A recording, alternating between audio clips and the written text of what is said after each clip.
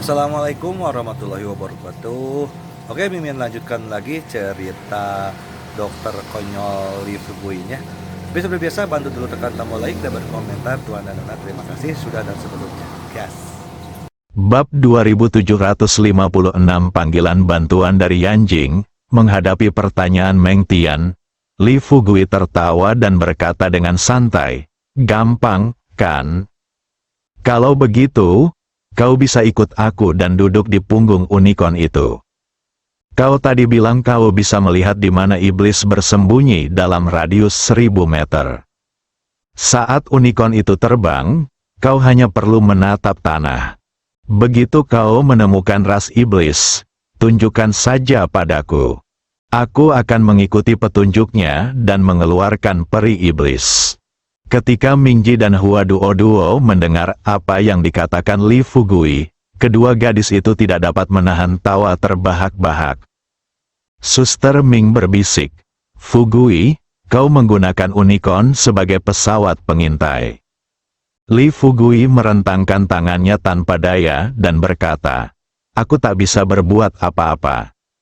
Jika pesawat pengintai yang kita buat bisa mendeteksi ras iblis, bagaimana mungkin aku membiarkan unicorn membawa kita?" Hua Duo tiba-tiba teringat sesuatu dan bertanya, "Fugui, bagaimana kalau kita ketahuan pesawat atau semacamnya, atau kalau unicorn itu bertabrakan dengan pesawat?" Berbicara tentang ini, Hua Duo tidak melanjutkan. Lee Fugui tertawa santai dan berkata, "Jangan khawatir, situasi seperti ini tidak akan pernah terjadi. Unicorn sudah lama bersamaku, berkelana ke seluruh negeri, dan tidak pernah terjadi kecelakaan apapun." Begitu kata-kata itu terucap, tanpa diduga, Hua Duo, yang tampak baik hati, terkikik dan berkata, "Fugui, bagaimana kalau aku tinggal bersamamu? Dengan begini, aku punya sepasang mata tambahan dan bisa mengingatkanmu kapan saja." Mendengar ini, Siji sekilas bisa membaca pikiran Hua Duo, lalu mengeluh dengan tidak senang di sampingnya. "Saudari Duo, kau jelas-jelas hanya ingin bersama saudara Fugui, dan kau mengatakannya dengan nada tinggi." Hua Duo menoleh dan memutar matanya ke arah Siji. "Siji, kamu bersama saudara Fugui tadi malam, jangan pikir aku tidak tahu." Ketika Lee Fugui mendengar ini, kepalanya mulai sedikit sakit. Ketika aku tidak kembali, dia selalu memikirkan gadis-gadis di desa. Tetapi ketika dia benar-benar kembali dan menghabiskan beberapa hari bersama gadis-gadis ini, dia mulai mengagumi kaisar-kaisar kuno. Menghadapi begitu banyak selir di harem, para kaisar ini mampu membuat gadis-gadis ini rukun satu sama lain dengan cara yang masuk akal dan tertib. Kalian ngobrol dulu, aku mau jalan-jalan." Lee Fugui hendak melarikan diri, dan beberapa gadis segera mengikutinya. Lee Fugui berbalik dan melihat semua gadis mengikutinya. Ia merentangkan tangannya, tersenyum getir, dan berkata, "Aku tidak akan lari sekarang, kenapa kau mengikutiku?" Lu Linger berkata sambil tersenyum, "Mereka hanya takut kamu akan melarikan diri sekarang." Lee Fugui mendesah, berbalik, dan duduk kembali di sofa. Tanpa diduga, pada saat itu, tiba-tiba terdengar teriakan cepat dari luar pintu, "Guru, guru, tolonglah saya." Mendengar ini, Lee Fugui mengerutkan kening dan melihat ke arah pintu. Dalam sekejap mata, lalu Ning Panan berlari ke dalam ruangan sambil merangkak dan berguling-guling sambil air mata mengalir di wajahnya. Lee Fugui melihat ini, saya bertanya dengan rasa ingin tahu, "Mengapa kamu begitu bingung?" Setelah kembali ke desa Xiaoxi terakhir kali, Lee Fugui meninggalkan Ning Panan di desa Xiaoxi untuk diajar oleh kakak seniornya, Chang Sun Sanyang. Untungnya, Ning Panan memiliki pemahaman yang baik, dan dengan asupan cairan spiritual dan cairan ibu spiritual hitam setiap hari, ia kini telah menjadi seorang master tingkat bawaan. Begitu Ning Panan sampai di kaki Li Fugui, ia berlutut dengan susah payah, matanya merah. "Tuan, keluarga saya baru saja menelepon dan mengatakan sekelompok preman tak dikenal muncul di Yanjing. Mereka kuat dan sulit ditangkap. Dalam waktu kurang dari 2 jam, mereka telah membunuh ratusan orang di Yanjing." Ning Panan baru saja selesai berbicara. Tanpa diduga, telepon Suster Ming juga berdering. Setelah Suster Ming menjawab telepon di depan Li Fugui, ia mendengar anggota Biro ke-6 yang bertugas di Yanjing berkata, "Saudari Ming, sesuatu yang mengerikan telah terjadi. Sekelompok ahli tiba-tiba muncul di Yanjing. Saya memimpin beberapa orang ke sana, tetapi sebelum kami sempat bergerak, mereka..." "Ah, Suster Ming, tolong," sebelum pihak lain dapat menyelesaikan kata-katanya, dia mengeluarkan ratapan menyakitkan dan kemudian menghilang sepenuhnya. Hati Suster Ming menegang. Butiran keringat halus langsung muncul di dahinya. Pada saat ini, Li Fugui juga samar-samar menyadari bahwa ada sesuatu yang salah. Dia menarik napas, renungkan sejenak. Ia segera berdiri dan berkata kepada Suster Ming, "Saudari Ming, kau tetap di desa Xiaoxi untuk mengambil alih situasi. Meng Xian, Dimu, Sanxing, Duo, kau dan aku akan segera pergi ke Yanjing." Begitu kata-kata itu terucap, Ning Panan merangkak dan berguling ke kaki Li Fugui lalu meraih celana Li Fugui. "Guru, tolong bawa aku kembali." Mengira Ning Panan memang berasal dari Yanjing, dan bahwa ia lebih mengenal situasi di Yanjing daripada dirinya sendiri, Li Fugui memanfaatkan kesempatan itu untuk menggendong Ning Panan dan berkata, "Ayo pergi." Situasinya mendesak, Li Fugui tidak peduli dengan hal lainnya. Pada saat ini, Suster Ming segera melangkah maju dan bertanya kepada Li Fugui, "Fugui, bagaimana jika Hongxia kembali?" Li Fugui menyela Suster Ming sebelum ia sempat menyelesaikan kalimatnya dan berkata terus terang, "Jangan khawatir. Hongxia sudah menyerah dan membawa beberapa peri iblis. Kau bisa memintanya untuk meninggalkan mereka di desa. Aku akan pergi ke Yanjing dan mungkin akan kembali suatu hari nanti." Sambil berbicara, Li Fugui menepuk-nepuk sakunya. Setelah unicorn itu terbang, Li Fugui duduk di punggungnya dan berkata, "Kalian semua harus mematuhi perintah Suster Ming. Siapapun yang berani melanggar perintah Suster Ming akan dihukum saat aku kembali." Setelah mengatakan ini, Li Fugui menepuk punggung unicorn itu. Pada saat ini, Meng Xian, Ibu Pertiwi, Sanchun dan Hua Duo semuanya telah tiba di punggung unicorn. Ketika unicorn itu mengembangkan sayapnya dan terbang ke awan, Ning Panan mencengkeram pakaian Li Fugui erat-erat, takut dia akan jatuh dari langit. Li Fugui mengeluarkan ponselnya dan segera menelepon Su Wanwan. Wanwan masih belajar di Universitas Yanjing.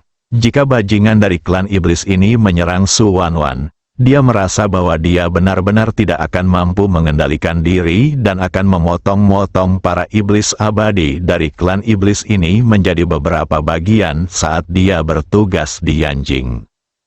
Untung, telepon berdering beberapa kali sebelum akhirnya Su Wanwan menjawab.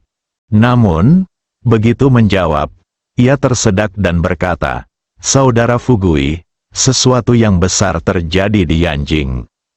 Sirene serangan udara baru saja berbunyi di seluruh kota, dan kami juga menerima pesan teks yang meminta kami untuk tetap di kamar dan tidak keluar."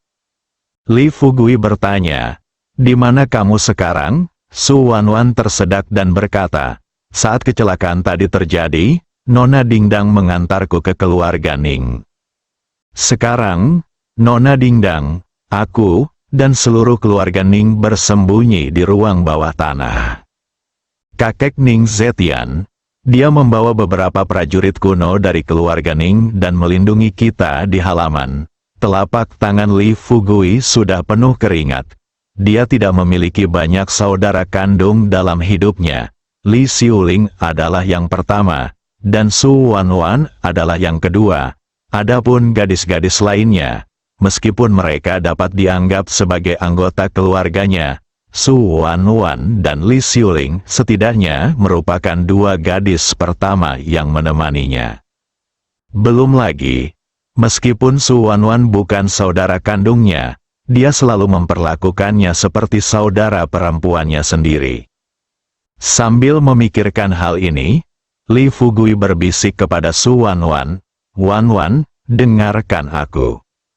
Kirim seseorang keluar sekarang dan suruh Pak Tuan Ning Zetian bersembunyi di ruang bawah tanah bersamamu. Jangan biarkan dia keluar. Aku akan sampai di sana kurang dari setengah jam lagi. Kau bisa keluar begitu aku sampai." Li Fugui tahu, seniman bela diri kuno dari keluarga Ning ini hanyalah pemula di tingkat Mingjin. Para pemula ini bahkan tidak memiliki kualifikasi untuk mempelajari seni membasmi iblis. Menghadapi iblis-iblis ini, mereka sama sekali bukan tandingan. Ning Zetian sedang merayu kehancurannya sendiri dengan membawa mereka ke halaman untuk melindungi Su Wanwan dan yang lainnya. Su Wanwan tidak terlalu memikirkan rencana Li Fugui. Ia mengangguk dan berkata, "Baiklah, Kak, aku akan keluar sekarang." Li Fugui melanjutkan instruksinya, "Ingat, kalian harus memastikan keselamatan saat keluar. Jika kalian mendengar perkelahian di luar, bawa Ding dan yang lainnya dan sembunyi. Jangan keluar." "Oke," Su Wanwan berkata, "Kakak, aku mau."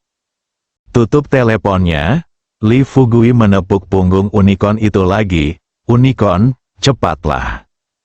Melihat ekspresi cemas di wajah Li Fugui, Hua Duo berbisik kepadanya, "Fugui, jangan terlalu cemas. Percuma saja kalau kamu cemas dan marah sekarang." Li Fugui tidak mengatakan apa-apa, tetapi hanya menatap lurus ke depan. Unicorn sangatlah cepat, seperti roket. Dalam waktu kurang dari 20 menit, mereka tiba di Yanjing. Karena dia pernah ke keluarga Ning sebelumnya, Unicorn mengandalkan ingatannya dan membawa Li Fugui dan yang lainnya langsung ke gerbang keluarga Ning. Beberapa orang baru saja mendarat, Li Fugui melangkah menuju gerbang keluarga Ning. Pada saat ini, pintu di depanku tertutup. Meng Xian dan yang lainnya mengikuti dari belakang Li Fugui. Ketika Li Fugui mengetuk pintu, Meng Tian berbisik, "Jangan khawatir. Aku sudah memeriksanya saat aku jatuh dari langit tadi. Tidak ada jejak klan iblis di rumah ini." Mendengar Meng Tian mengatakan ini, hati Li Fugui langsung terasa jauh lebih tenang. Ia mengangguk dan berkata, "Oke, bagus." Sambil berkata demikian, Li Fugui menendang pintu hingga terbuka. Tanpa diduga, saat pintu terbuka, rentetan peluru langsung melesat ke arah Li Fugui. Untungnya, Li Fugui bereaksi cukup cepat. Begitu peluru melesat, ia langsung mengalirkan energinya dan membentuk penghalang di depan matanya. Pada saat yang sama, ia berteriak dingin kepada orang-orang yang menyergap di halaman, "Hentikan sekarang juga." Pada saat yang sama, Ning Zetian, yang bersembunyi tak jauh dari sana, juga melihat sosok Li Fugui. Ia bergegas keluar dan berteriak kepada para pria bersenjata yang bersembunyi di kegelapan, "Berhenti, semuanya berhenti." "Itu Master Lembah Li." Orang-orang bersenjata itu keluar dari kegelapan satu demi satu, dan berjalan mendekati Li Fugui dengan cemas, berlutut dan bersujud untuk mengakui kesalahan mereka. Li Fugui melirik sekelompok orang yang berlutut di tanah. Ia pertama-tama bertanya kepada Ning Zetian, apakah semuanya baik-baik saja di rumah. Ning Zetian berkata sambil menangis, "Saudara Li, akhirnya kau di sini. Meskipun semuanya baik-baik saja di rumah, tapi Beijing sedang kacau balau sekarang. Kelompok kami baru saja diserang setengah jam yang lalu, dan ribuan orang di gedung kelompok tewas. Ya Tuhan, siapakah di bumi ini yang begitu kejam dan gila hingga melakukan hal yang begitu kejam? Li Fugui mengepalkan tangannya dan berkata kepada orang-orang bersenjata yang berlutut di tanah, "Kalian berdiri duluan." Orang-orang bersenjata itu segera berdiri hanya setelah mendapat izin dari Li Fugui. Li Fugui berbalik dan berkata kepada Meng Xian, "Meng Xian, naiklah ke langit dan lihat di mana monster-monster ini bersembunyi. Temukan tempat persembunyian utama mereka." Meng Xian segera mengedarkan energi vitalnya dan terbang ke udara. Para pria bersenjata yang hadir semuanya tercengang ketika melihat kejadian ini. Ning Zetian menyeka butiran keringat di dahinya dan bertanya pada Li Fugui, "Saudara Li, kau baru saja bilang. Apa yang kau katakan, suku iblis, mungkinkah mereka yang menyerang Yanjing kita kali ini bukan manusia?" Agar Ning Zetian tidak khawatir, Li Fugui berkata, "Jangan khawatir, Pak Tua. Aku akan membalaskan dendam orang-orang yang tewas di Yanjing. Bawa aku ke ruang bawah tanah dulu." Ning Zetian masih terkejut dan bertanya dengan hati-hati, "Saudara Li, apakah Anda benar-benar baik-baik saja?" Saat itu, Ning Panan melangkah maju dan berkata, "Jangan khawatir, tuanku ada di sini. Ngomong-ngomong, apakah adik-adikku baik-baik saja?" Ning Zetian mengangguk cepat dan berkata, "Ya, semuanya baik-baik saja." Sesaat, di bawah kepemimpinan Ning Zetian, Li Fugui dan rombongannya datang ke ruang bawah tanah. Begitu pintu ruang bawah tanah terbuka, Su Wanwan langsung menangis terseduh-seduh. Ia bergegas maju dan menghambur ke pelukan Li Fugui. "Kak, aku takut. Aku takut. Teman-teman sekelasku baru saja mengirim pesan teks yang mengatakan bahwa puluhan orang di kelas kita semuanya telah terbunuh." Jantung Li Fugui bergetar. Sebelumnya, ia mengira bahwa setan hanya mencarinya kemana-mana dan tidak pernah membunuh manusia dalam skala sebesar itu. Namun, aku tak menyangka kali ini, kaum iblis akan begitu kejam. Saat ini, masih banyak iblis dan peri iblis yang belum ditangkapnya. Jika para peri iblis ini memimpin bawahan mereka untuk melakukan hal yang sama di kota-kota besar, maka bahkan jika umat manusia dapat mengalahkan iblis di bawah kepemimpinannya, itu akan menjadi kemenangan yang menyedihkan bagi mereka. Kemenangan seperti ini bukanlah yang ingin dilihat Li Fugui. Pikirkan ini, Li Fugui menggertakkan giginya, lalu dengan lembut melepaskan Su Wanwan dari pelukannya, lalu berbalik menghadap Ibu Pertiwi dan berkata, "Ibu Pertiwi, Xiaowan, kalian berdua akan tinggal di sini hari ini dan melindungi keselamatan mereka." Setelah mengatakan ini, Li Fugui dengan sungguh-sungguh memperingatkan Ning Zetian, "Tuan tua, mulai sekarang, Anda dan yang lainnya akan pergi ke ruang bawah tanah dan jangan keluar. Dengan Ibu Pertiwi dan Pan An di sini, kamu akan baik-baik saja." Su Wanwan menggenggam tangan Li Fugui erat-erat dan bertanya, "Kakak, mau kemana? Apa kau akan meninggalkanku lagi?" Li Fugui menatap mata Su Wanwan dan berbisik, "Wanwan, jangan takut. Aku pasti akan membunuh semua pembunuh yang membunuh teman sekelasmu dan staf grup Ning. Lagi pula, aku hanya tinggal di Yanjing untuk menangani masalah ini sekarang, dan aku tidak akan pergi jauh." Bagaimanapun juga, Su Wanwan masih seorang gadis kecil. Setelah Li Fugui selesai berbicara, dia menangis dan berkata, "Tidak, saudaraku, aku tidak akan membiarkanmu pergi. Aku tidak akan membiarkanmu pergi." Hua Duo-Duo juga menitikkan air mata saat itu. Ia melangkah maju dan menepuk bahu Su Wanwan dengan lembut. Kak Wanwan, jangan menangis lagi. Kalau kau tidak membiarkan Fugui pergi, siapa tahu berapa banyak lagi orang yang akan mati di Yanjing. Bersikaplah baik. Biarkan Ibu Pertiwi tinggal bersamamu dan bersembunyi di ruang bawah tanah. Setelah kami mengatasi masalah ini, kami akan menjemputmu. Su Wanwan enggan pergi. Tetapi setelah mendengar apa yang dikatakan Hua Duo, dia tetap menundukkan kepalanya, menyeka air matanya, dan mengangguk pelan sebagai tanda setuju. Bersambung.